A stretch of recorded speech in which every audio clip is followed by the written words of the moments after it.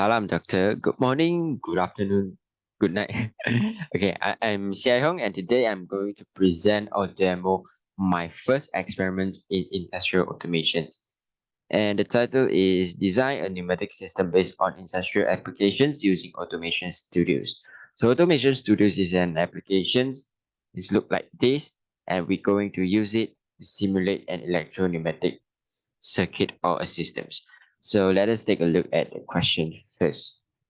The first questions will require us to construct a pneumatic circuit and an electrical circuit. So we know that the systems, we know that this is an electro-pneumatic systems, okay? We have a source, we have a control valve, we have a throttle valve, we have cylinders, and also we have pairs of sensors. So what actually we're doing is at the first task is that, okay, let us simulate first. So after I press stop button, the cylinders will extend and also will retract automatically. So we can see that the valve is moving left and right, right. So yeah, what happening in here is actually whenever I press the start button, it will energize the K1 relay or the relay K1. Okay, so this will make the K1 right here become a closed circuit. Okay, and then it will form a latching right here. So whenever it's latching right here, the K1 relay will keep energized or will keep maintained in a closed circuit so that it will provide electrical flows at the rest of the connection. So when I press that button, it latching right. Because of it latching, since the mechanical position sensors is being triggered at its initial positions, so it will appear as a closed switch right here. And then the circuit is in closed position so that the solenoid S1 will be triggered. Whenever the S1 is being triggered, it will shift the valve into the right hand side and allowing the compressed air flows into the cylinder so that the cylinders will extend. So when it's extend, it will trigger the out, the mechanical position named as out lah. Okay, it will trigger these sensors. And these sensors will close its circuit and then trigger S2.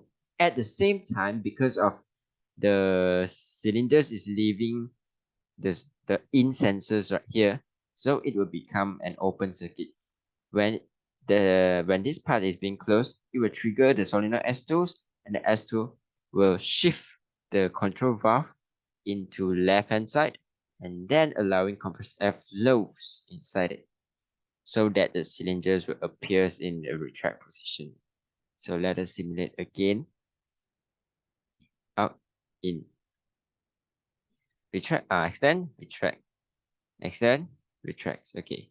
So let us take at the second divisions questions.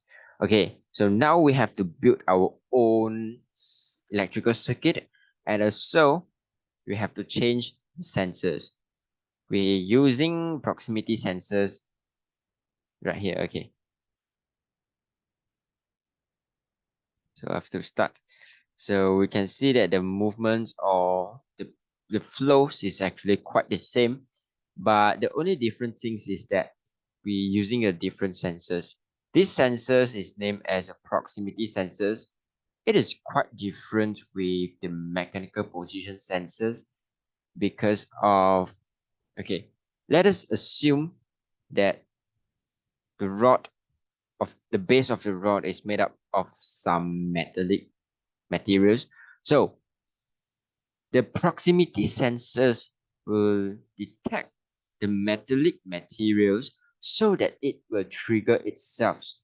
So when the cylinders or the rod is in initial positions, it triggers the BIN proximity sensors or BIN sensors. And then the BIN sensors will become closed.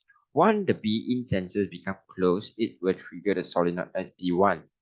And then the SB1 will shift to the right hand side, allowing the gas flows into the cylinder so that the cylinders will extend.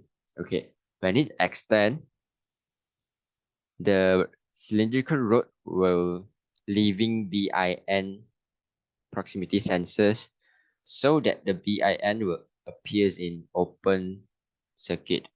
Since it is moved to the end of the cylinders, so it will trigger the B out proximity sensors.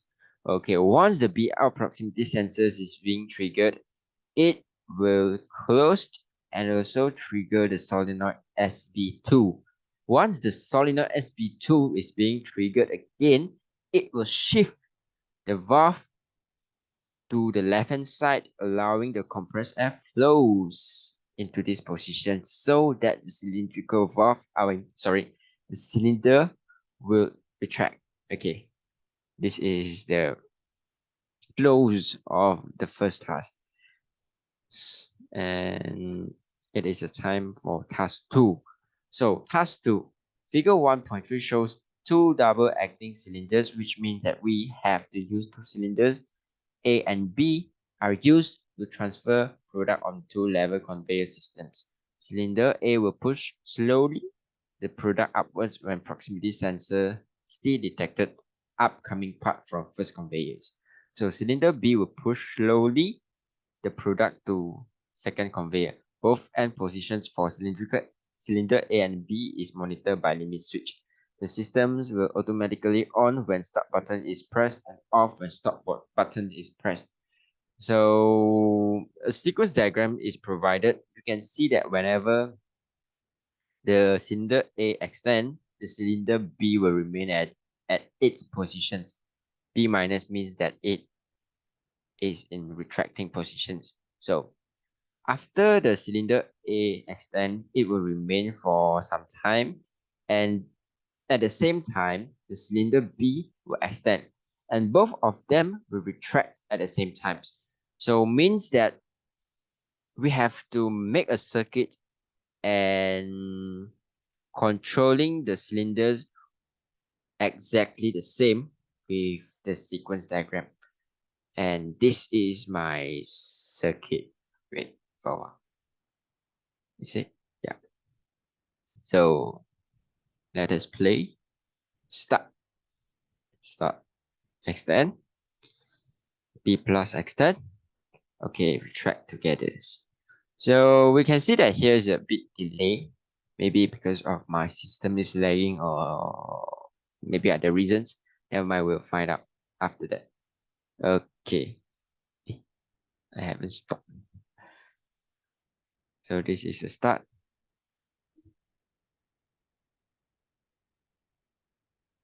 Wait, here's back. Start. Start. Okay. Okay, stop. So what's happening right here is that actually I applied some latching mechanism for retracting both cylinders. Okay, so when the start button is pressed, okay, a latching right here, and the K1 relay is being energized.